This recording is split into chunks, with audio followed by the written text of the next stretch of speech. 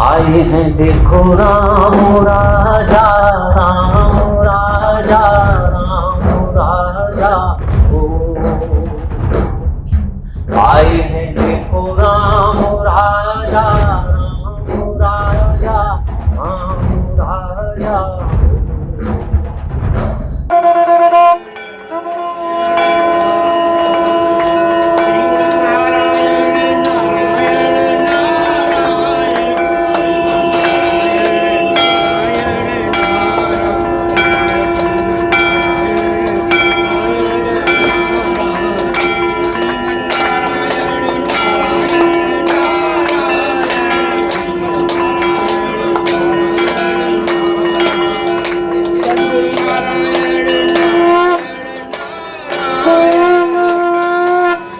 राजप्रयाग में वैष्णव दीक्षा प्राप्त हुआ है।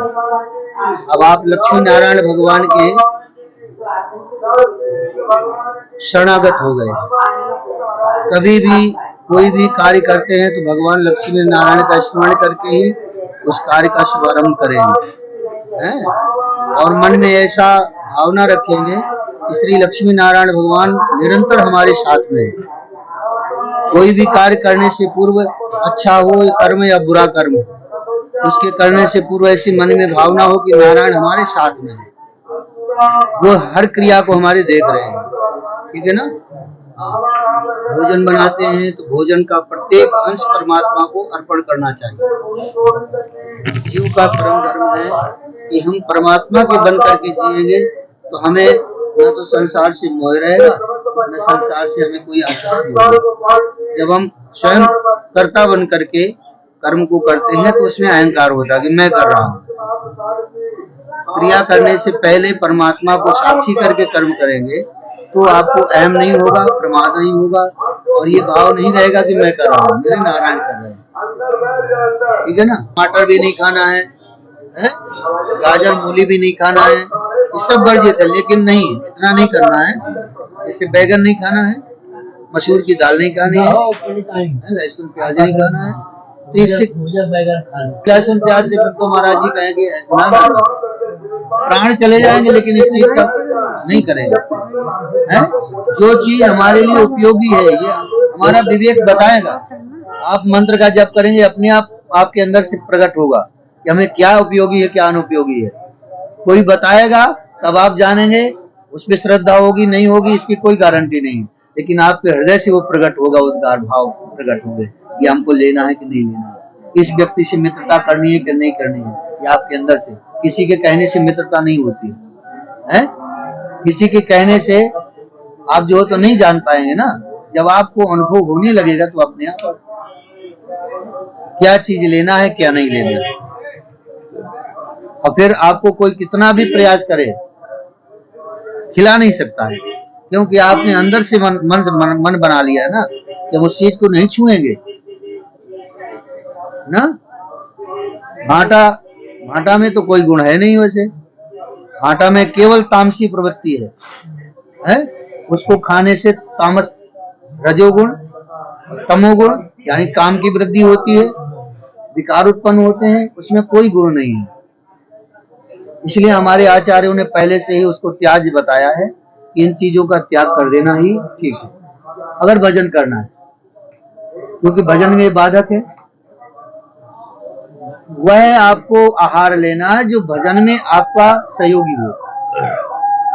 वह आहार तंबाकू है, चाय है, अगर भजन में आपको डिस्टर्ब कर रहा है तो आप उसका त्याग कर सकते हैं। भोजन भी आपको ज्यादा भोजन करने से अगर भजन नहीं हो रहा है तो आप कम भोजन करिए, भजन होवे। सारे पूरे शास्त्रों का निचोड़ भजन है। अगर भजन हो रहा है तो आपको प्रेम से अपने अनुसार जो आहार आपको सूट करता है वो लीजिए ना। और ज्यादा से ज्यादा ब्रह्मचर्य का पालन है ये होना चाहिए, क्योंकि ब्रह्म तेज हमारा सुरक्षित रहेगा। उसी से हमारे अंदर पॉजिटिव थिंकिंग आती है ना।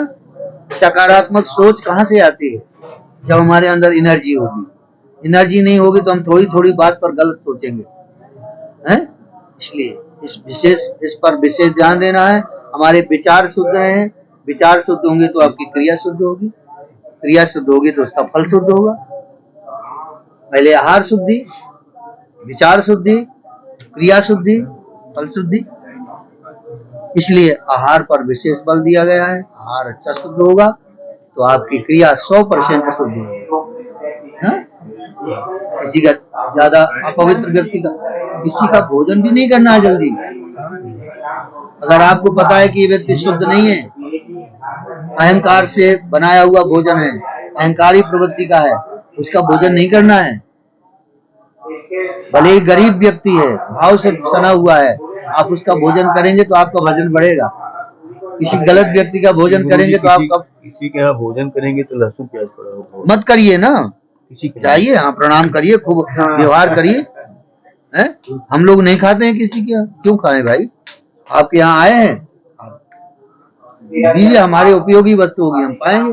हम देख लेंगे आपके यहाँ शुद्धिकरण है कि नहीं है तो खूब पाएंगे। और नहीं अगर समझ में आया तो प्रणाम कर लेंगे भाई, ठीक है, आए, आपका स्वागत है, लेकिन भाई हम पाएंगे नहीं। और न किसी को खिलाना चाहिए, ये भी बात है। अगर अपवित्र धन है, इस बात को थोड़ा सा बहुत बुरी भी लगती है कभी कभी, है? अगर अपवित्र धन है, गलत ढंग से कमाया हुआ धन है, तो किसी संत महात्मा को भी नहीं देना चाहिए। उससे संत का भजन बाधित होता है, समझ रहे हैं? जैसे कितने लोग पाप करके कहते हैं चलो भंडारा कर देते हैं, उससे डबल पाप हो गया उसका। पहली बात तो पाप से कमाया हुआ उसका धन हो गया, दूसरी बात संतों को खिलाया जाएगा, संतों का मति भ्रमित होगी, डबल बाधित, डबल हो गया ना, उनका भजन रोका गया। ऐसा नहीं, कभी भी परिश्रम करके, अपने जो परिश्रम करके जो अर्जित किया हुआ है वो संत को दो, भले ही आप एक का सिक्का दो, लेकिन उससे संत का भजन नहीं रुकेगा। वो आपने बहुत बड़ा दान कर दिया है? हाँ, कभी भी गलत ढंग से कमाया हुआ धन कहीं भी, और लेकिन दान पुण्य किसी को भी खिलाना नहीं चाहिए। ये सब चीजें अपने आप प्रकट होंगी। भजन करना शुरू करें, मंत्र ही सब कुछ है। हम आपसे यही कह रहे हैं, मंत्र जपना शुरू करिए, अपने आप सारी व्यवस्थाएं अनुकूल होती चली जाएगी। बनाना नहीं पड़ेगा अनुकूल, अपने आप में है। स्वामी, यह सुबह आपने कहा, झगड़े की बात चल रही थी, अगर कोई तुमको कहे कि चोर हो तो तुम अगर चोर हो तो बोलो हाँ, अगर चोर नहीं हो तो उसको कहने दो, कोई मतलब नहीं। बस यही है आपका इस सुबह वाला मंत्र नहीं लगे बहुत बड़ी। जैसे आप चोर हैं, हकीकत हम जानते हैं हम चोर हैं। अब कोई कह रहा है तो भैया बात हम सत्य, हम चोर हैं, चोर नहीं है तो कहते रहो, हमको क्या फर्क पड़ेगा, है? कोई कहता है कि तुम बहुत पापी आदमी हो, है, ठीक है, अगर हैं तो भाई उसमें बुरा मानने की बात ही नहीं है, क्योंकि हैं भाई पापी। और नहीं है पापी तो तुम कहते रहो हम है ही नहीं, हमें तो पता है ना हम क्या है। दोनों प्रकार से आपको दुखी नहीं होना चाहिए। कोई अनुकूल है तो ठीक है, नहीं है तो डबल ठीक है, अच्छा है। कोई पुत्र आज्ञा मान रहा है आपकी, अच्छी बात, नहीं मान रहा है, बहुत अच्छी बात है। क्यों? क्योंकि आपने अपने कर्तव्य का निर्वहन कर दिया, पिता होने का दायित्व तो आपने निभा दिया है, उसमें आपकी अपराध नहीं माना जाएगा, आप अपराधी नहीं हैं, आपने दायित्व को निभा दिया है। बच्चा मान रहा है, अच्छी बात है, नहीं मान रहा है तो आप मुक्त हैं। आप भजन में मन लगाइए, ज्यादा इधर उधर दिमाग मत लगाइए, ठीक है ना। हर कर्म जीव अपने अनुसार करता है, जीव के प्रारब्ध में जितना दुख सुख लिखा है उसको भोगना पड़ेगा, उसको कोई भी परमात्मा भी आएगा तो टाल नहीं सकता। अवश्य में भोक्तव्यम कृतम कर्म शुभाशुभम, ठीक है ना। इसलिए किसी को दोषी नहीं देना है, कोई भी दोषी है भी नहीं। हम मान करके बैठे हैं कि इसके कारण हमको ये दुख मिला है, अरे भैया वो तो हमारा परम हितैषी है कि हम पाप की गठरी बांधे घूम रहे थे तो उसने दुख दे करके और पाप को कम कर दिया, उसका उपकार समझो। कभी कोई दोषी नहीं है महाराज, किसी ने हमें मार दिया, हमारा हाथ टूट गया, ठीक है, वो बहुत बड़ा उपकार किया, हमारा बहुत बड़ा पाप था जिसके कारण से हम परेशान थे, उसने डंडा मार के हाथ तोड़ करके पाप को हल्का कर दिया, कम कर दिया। तो बताओ हमारा हितैषी हुआ कि नहीं हुआ है? कभी भी अच्छा सोचो, अच्छे विचारो। महाराज एक प्रश्न ये है, अभी आपने कहा कि ये जो हमने दीक्षा दिया हाँ ये किसी को बताना मत, हाँ, ऐसा क्यों? इसलिए कि वो उसका प्रभाव कम हो जाता है ना।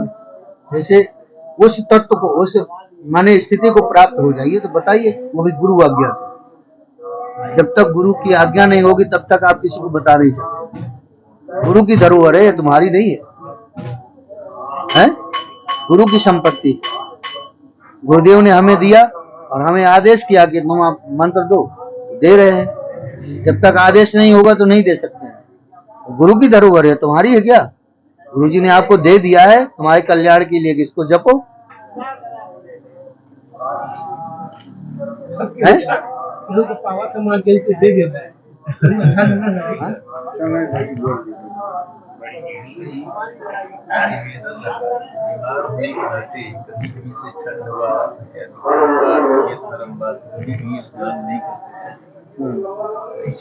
गर्म जल से कर सकते हैं या शरीर को पोंछ सकते हैं।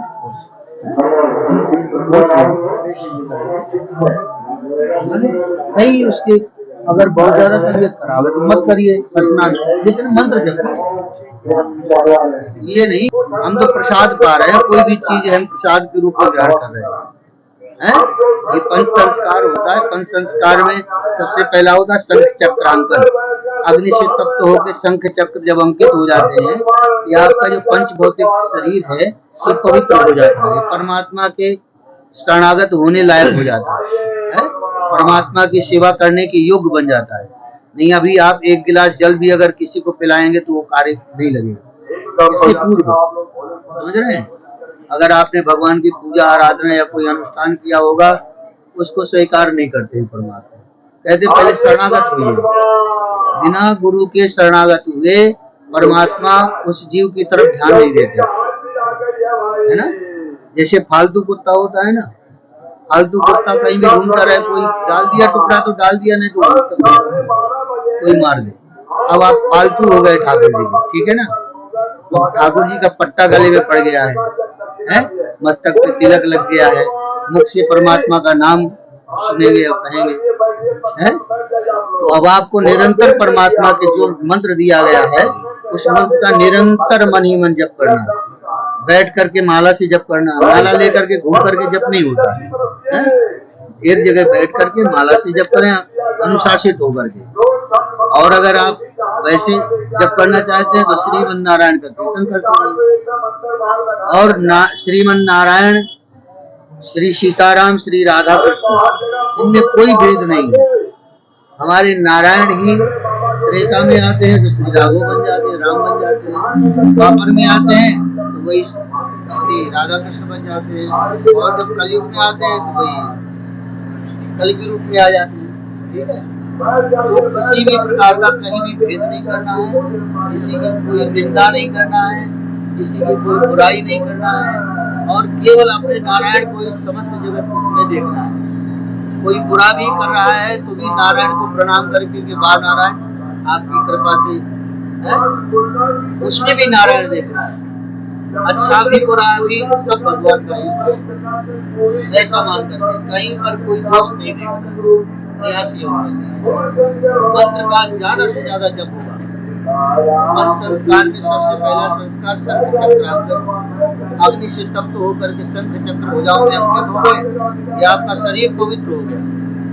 ठीक है, दूसरा ऊर्ध्व कुंड तिलक हो गया। जो तिलक मिला है ये हमारे आचार्यों द्वारा प्रदत्त है, आचार्य परंपरा से चला आ रहा है। ये तिलक, ऊर्ध्व कुंड तिलक बराबर ही मस्तक पे रहना चाहिए, मस्तक पे तिलक बराबर रहना चाहिए। ऐसा नहीं जो मर्जी आए लगा लेंगे, नहीं वो नहीं चलेगा, ये वाला चलेगा। हाँ, जैसे पतिव्रता स्त्री होती है ना तो अपना मांग कितना अच्छा सजा करके रखते हैं, वैसे ही आप भी स्वरूप को सजा करके रखते हैं। हम नारायण के हैं, ऐसा कोई देखे तो लगे कि हाँ नारायण के हैं। मुख में नारायण नारायण का शब्द, श्रीमन नारायण का कीर्तन करते रहिए। बैठ करके मंत्र जो दिया उस मंत्र का गुप्त रखना है। मंत्र ऐसा नहीं किसी ने पूछ दिया बता दिया, मंत्र बताने की चीज नहीं होती है। मंत्र को जितना गुप्त रखेंगे उतना ही प्रकाशित होता है। लिखना पड़ेगा वो तो लिख के दे दिया जाए। हाँ, लेकिन प्रयास ये होना चाहिए, कोई पूछे भी तो मंत्र का उच्चारण करके नहीं बताया जाता। उसको आप जितना गुप्त रखेंगे उतना ही वो अंदर प्रकाश करेगा। जो ज्ञान है ना, ज्ञान शास्त्र में अगर होता होगा, पुस्तक में होता तो शायद सभी कोई ज्ञानी हो जाता। ज्ञान बाहर तो है ही है, पर ज्ञान अंदर भरा हुआ है। वो ज्ञान को प्रकाशित करने की चाबी जो है वो मंत्र है। आप उस मंत्र से कितना भी आप ज्ञान का प्रकाश कर सकते हैं। आप ब्रह्मा के पद को प्राप्त कर सकते हैं, इतना बड़ा मंत्र है। वाल्मीकि ने केवल मंत्र का जप करके ही ब्रह्म पद को प्राप्त कर लिया। बड़े बड़े ऋषि महर्षि सब हुए। मंत्र ये अमोघ होता है, और गुरुदेव जो मंत्र देते हैं उस मंत्र का स्वरूप गुरु सत्य को प्रदान करता है। कभी भी आप ये मत सोचिए जैसे शरीर से गुरु नहीं भी होंगे, भाई शरीर तो नाशवान है, कभी भी नष्ट हो जाएगा, लेकिन मंत्र ही गुरु है। मंत्र का अगर निरंतर अध्ययन करते रहेंगे और निरीक्षण करते रहेंगे तो मंत्र में ही परमात्मा नारायण प्रकाशित होंगे, उसमें गुरु तत्व प्रकाशित हो जाता है। दूसरा है ऊर्ध्वपुंड तिलक। ये 12 तिलक होते हैं, हमारे आचार्य ने किए हैं, लेकिन अगर न लगा सके तो एक तिलक तो मस्तक पे होना ही होना चाहिए। तीसरा संस्कार होता है मंत्र। 12 तिलक कैसे कैसे लगाया जाएगा? 12 तिलक एक मस्तक में होगा, 3 कंधे में होंगे, 3 एक वक्षस्थल में, 3 उदर में होंगे, एक भुजाओं में होंगे, एक ब्रह्मरंध्र स्तर के पास और एक ऐसे 12 तिलक होता है। अगर लगाएंगे तो बहुत अच्छा रहेगा।